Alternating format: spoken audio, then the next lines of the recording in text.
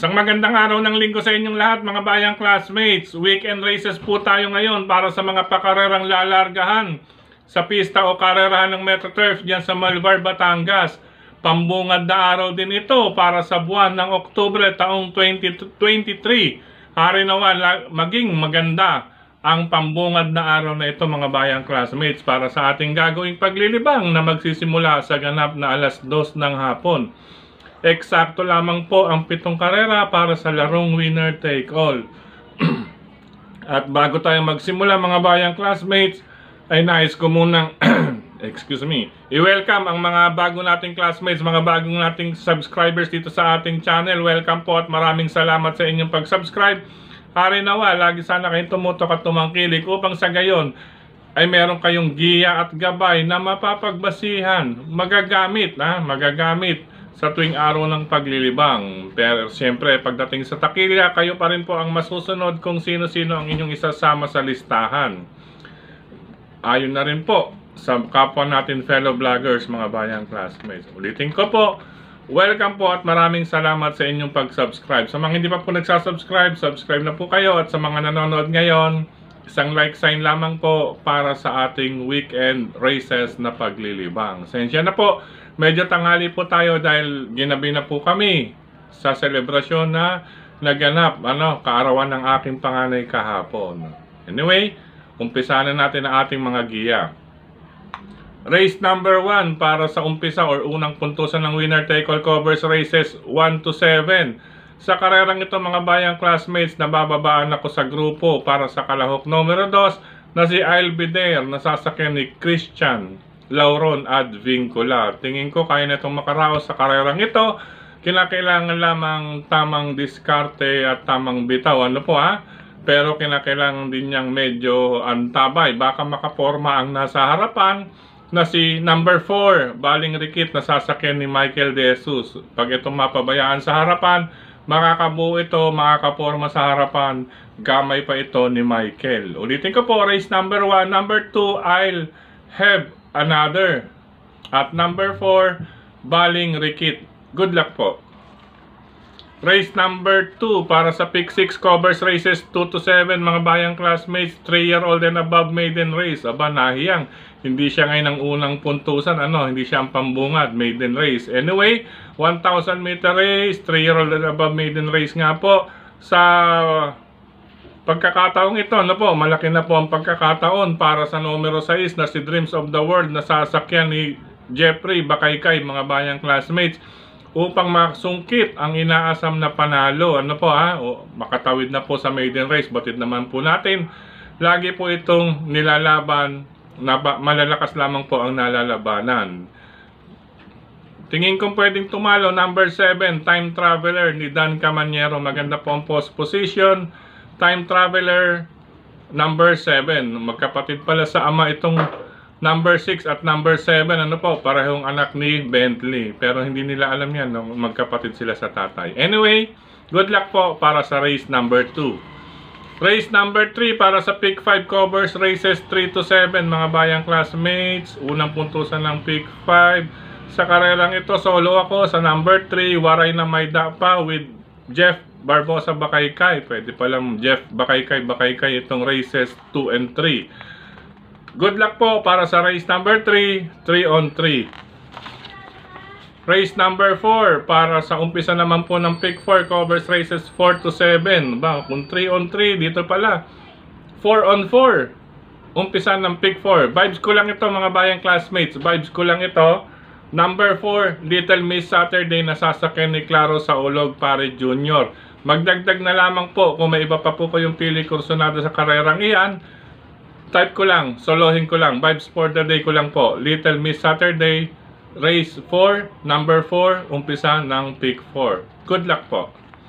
Race number 5. Sa karerang ito, another 1,000 meter race. Tingin ko rito magandang bakbakan to sa harapan. Siyempre, una rito, red, white, and blue with Jan Sajet de Ocampo. Matapang lumaban din sa harapan. Number 1, Make or Break, nasasakyan ni Charles Reyes. Weight advantage pa itong si Charles Reyes. Kaya makakaagapay ito kay red, white, and blue. Balikatan po yan o bakbakan umaatikabo yan sa harapan. Number 2, red, white, and blue. At number 1, make or break. Ngayon kung magkakalakasan, hindi malayong may mga dumating or makasilat kahit na po 1,000 meter race. Tinitingnan natin dyan na maaaring maka-score ng panalo. Number 6, double happiness with Lester De Jesus. Ito mga bayang classmates, hindi lang po maganda ang numero na ito nakaraan. Nasa stall number 1, natabunan, hindi ka agad nakaremate or nakapwesto ng maganda. Ngayon nasa labas si Lester with double happiness number 6, kaya hindi po maaring lubayan din dito sa karerang ito. Sigurado makakalapit sa pwestuhan o makakapwesto ng maganda. Isa pang long shot dyan, number 3. Ito makakapagpangiti sa atin if ever isa likwat mga bayang classmate. Number 3, with Pabs Caballero, Seychelles. Yan, makakapagpangiti. Good luck po para sa race number 5. Race number 6, penultimate race mga bayang classmates. Ito, stakes race ito. Medyo may kataasan ng grupo. Unahin natin syempre itong laging takbo lang ng takbo, weekly, pero gumanda po ang kanyang tempo nakaraan mga bayang classmates. I'm referring to number 7, full combat order sa kamay ni Joel Ciego. Kinakailangan lamang din maging maagap dito si Joel Ciego dahil medyo kakaibang laban na rin po ito ng mga bayang classmates. Kinakailangan maging maagap. Ang iba rito, salikwatin lamang po kaya makiramdam din po sa karerang ito. Ulitin ko, number 7, full combat order with Joel Ciego, unang pili. Kinakailangan maging maagap lang sa alisan. Panigunda ko, hindi pwedeng maliwalain. Number 4, ang nagbabalik na si Pretty Star sa kamay ni Pau Pau Guse. Batid naman po natin itong si Pretty Star. Bago na ipahinga ito or naibakasyon mga bayang classmates, napakagaganda po ng preba at malalakas po ang nalalabanan nito, Pretty Star. Baka mamaya sa karerang ito, pag sunggab nito ng harapan, ma-irate ang aire ni Pau Pau Guse, mahirap na po itong habulin dahil may angking remate rin itong si Pretty Star. Matapang pong lumaban. Ayan, nagbabalik. Number 4, Pretty Star. Kung nais pang magdagdag, nariyan lamang po ang tambalang number 1, Agida with Jeff Bakaykay, at 1A, Baba Boom with Boom Boom, Andrew Villegas. Ulitin ko po, number 7, kinakailangan maging maagap lang si Joel Ciego para kay full combat order. Number 4, nagbabalik, fresh na fresh. Ano po baka manariwa sa pista ito, Pretty Star with Pau Pau Guse, matapang yan lumaban. At kung nais lang magdagdag, narin ang tambalang number 1, Agidaw at Vava Boom. Good luck po, race number 6. Last and final race ngayong araw ng linggo, weekend race. Ito, stakes race din ito mga bayang classmates, 1,000 meter race. Although, pabor na pabor ang distansya para sa number 6, Winter on Fire. Ano po batid naman po natin.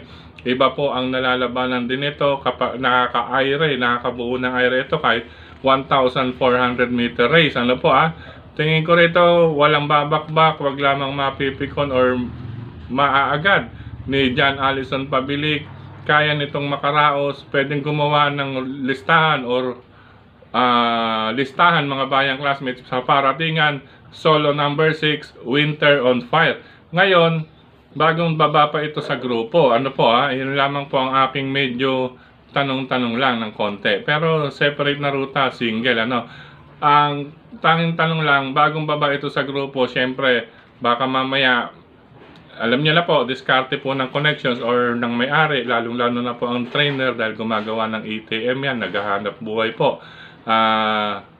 Medyo magawa ng paraan dahil may mga matutulin din ito rito, mga bayang classmates. Kung magsasama ako, baka makinabang po rito ang number 3, work from home ni Pabs Caballero. Iyan lamang po ang aking pang-proteksyon. At kung may iba pa kayong nais idagdag bilang proteksyon, isama lamang po ninyo. Ulitin ko po, pwede pong suluhin number 6, Winter on Fire. Batid naman po natin, malakas ang nalalabanan, distansya 1,000 meters favored, at saka ang oras, medyo may kalamigan na, lalo na kung madidiligan pa ang pista. Pabor na pabor kay Winter on Fire. Protection ko lamang po, number 3, work from home with Pabs Caballero. Good luck po. Sa pagkakataong ito, muli maraming salamat sa inyong pagtutok, pagtangkilig.